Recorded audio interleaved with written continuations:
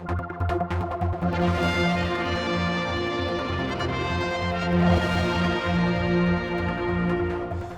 every Thursday we get the chance to talk to the movers and shakers in the government, Mr. Cannan's government, and we're hopefully going to have a regular thing. And this is just a general catch-up today, because I know you've got things coming up on Tuesday about the Island Plan, for instance, those sort of big announcements. But today I think most people are just concerned about where we are, how you're feeling it's going, you know, are you going to hold your nerve? I don't know. More lockdowns. You know what you're getting. I'm sure your inbox is saying all this sort of stuff.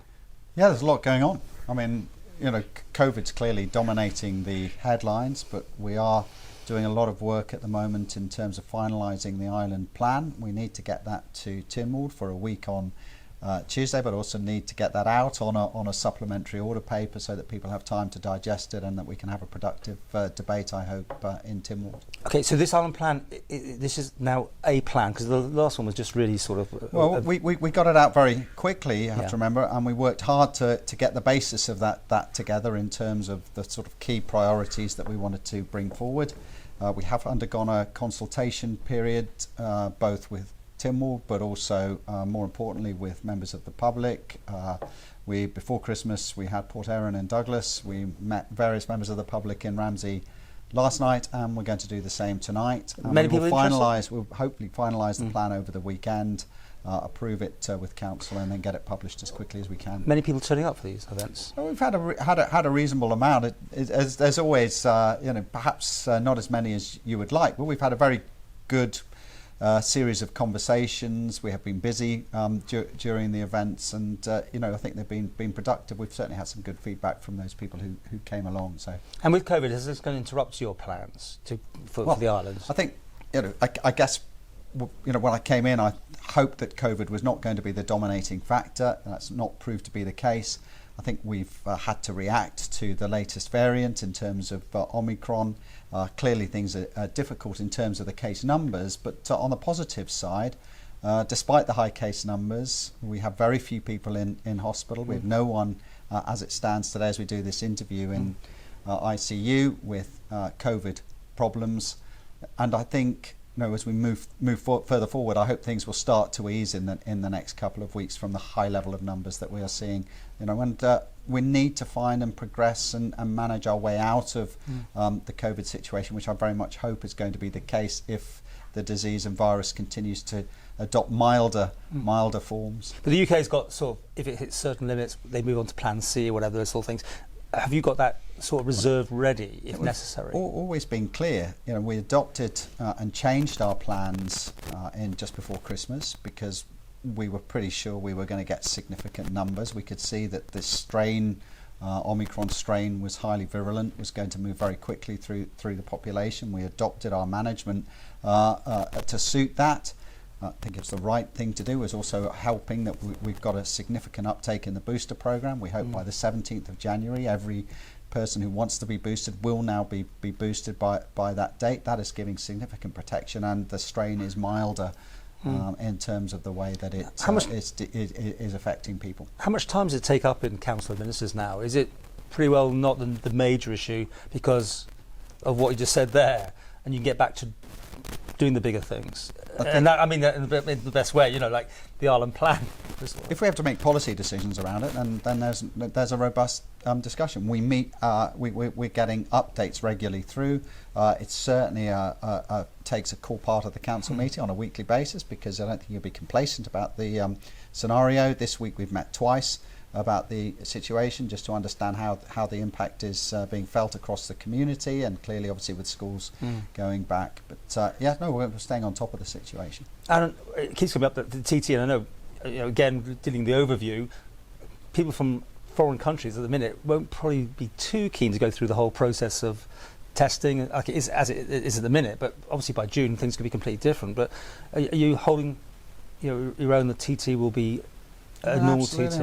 We currently retain the view that we are going to run the summer season, and we're going to, there will clearly be some operational issues that need to be resolved. The TT organisers are continuing to meet regularly. We'll be meeting across government, but we are pushing ahead with the... So the word is definitely out there. The TT is we're open. Go ahead this year. Do you think the testing at the airport, for instance, do you see an end in sight for all that, or will that be something we live with for some time to come?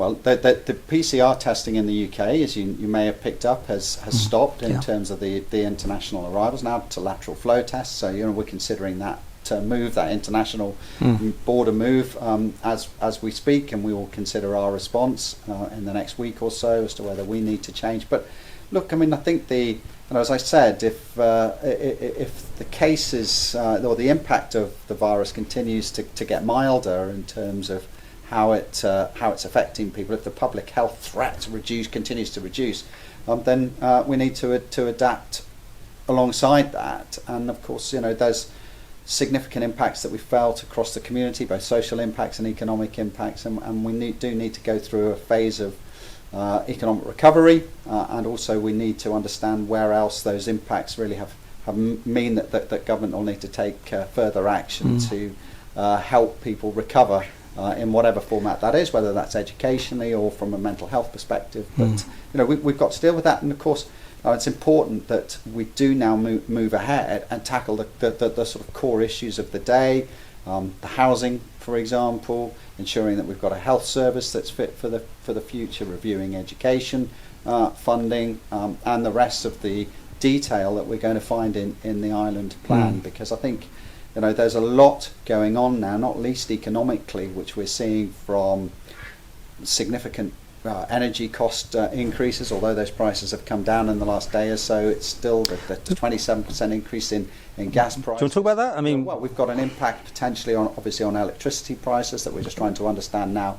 What we will need to do in the future, and the government's got a role to play in that, because we have to also recognise that we've seen inflationary pressures creeping in, and we've seen those magnified, I think, now. Food prices, the cost of the shopping baskets. We've seen the recognised figure being 5%, but in some areas it's been significant. You speak to people in construction, and certainly certain goods, etc. So there is actually a huge amount for us to deal with. It's critical that the government is focused not just on COVID, but we need to have a let's do the gas and electricity. These are very important things. The gas, they want to go up again. I mean, what's the latest now? It goes up.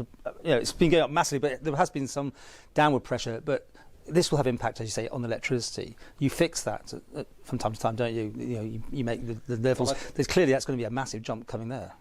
Well, the board, I know, are currently considering that. And do you have to rubber stamp it? Yeah, absolutely. The council will need to recognise that, and we will need to ensure that we have a robust plan in place to ensure that we have any increases are manageable and within a reasonable should we all scope. Because you can't see this sort of rise in the wholesale price and not expect there to be some knock-on impact. I think it's critical, though, that the government recognises what is reasonable within any sort of cost increase, and needs to stand by if we need to understand how we can ease that pressure, because we do recognise that COVID and general economic conditions have increased pressure on low to middle income families and households, and part of our drive forward with the island plan will to bring some easing in terms of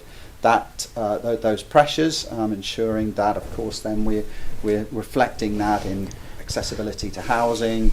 But should we all go out? Minimum wages. Should we all go out and get PV on our roof, solar panels? And yet, each year, the Manx Electricity Authority have reduced the money that they're paying people to produce these extra electricity. We haven't got a wind farm yet anywhere near in sight. I mean, all these sort of things. Are you going to deal with it? Yeah, no. I mean, all those sorts of issues are critical issues. They will be highlighted and raised, as I said, within the island plan, and we will be setting out within the high-level island plan what we need to achieve, and then some of the detail around that will be addressed for some of those specifics in the Climate Change Board and the plan that the statutory requirement to produce a plan by April 2022. And I've been clear that we need a clear roadmap for everybody, so that we can see where we need to go, what we need to achieve, when we need to achieve it by, and attach that to some form of financial analysis as well, so that we understand the costs. So let's end with this then. This is coming. Let's end with the island plan like we started. Tuesday, you're going to have it all in place. Can you tell us what the likelihood of it being implemented will be? Will it be in your tenure of the 5 years. So as it stands, so a week on Tuesday, I expect Tynwald to debate this on a supplementary order paper. My intention is, all things being equal, that we will release that on Tuesday late afternoon. So, and then that will give everybody a week to be able to digest the contents, and then I hope lead to a productive debate. As ever with these types of documentation, it is the actioning of it beyond that. I mean, there's a lot in there, and it's clearly you're not approving every single item when you approve, but you just, Tynwald will be giving, I hope, an acknowledgement and a go-ahead to get going. And of course there will be, within that, commitments I've already made around accountability and transparency for departments and boards to come back at least annually to debate and put forward what they've achieved and what they're going to achieve. So there's quite a lot to take in, but we're about to get across that start line properly and get going, because we're now, time is pressing on and we've got to get sorted. Okay, give us a clue. Are you excited about it? Is it dynamic? Is it going to be game changing? Yes, yes. I mean, I think there are critical issues that I've said all along need to be addressed. For example, housing. Housing will play a fundamental role in terms of moving everybody forward. We've got broader questions around the new economic plan that is being brought forward, the economic analysis from KPMG, cost of living, inflationary costs, healthcare, for example. There's a lot to be sorted out. I'm not promising the big bang, but I'm promising game changer? action to move things forward for the island, for the better, for everybody.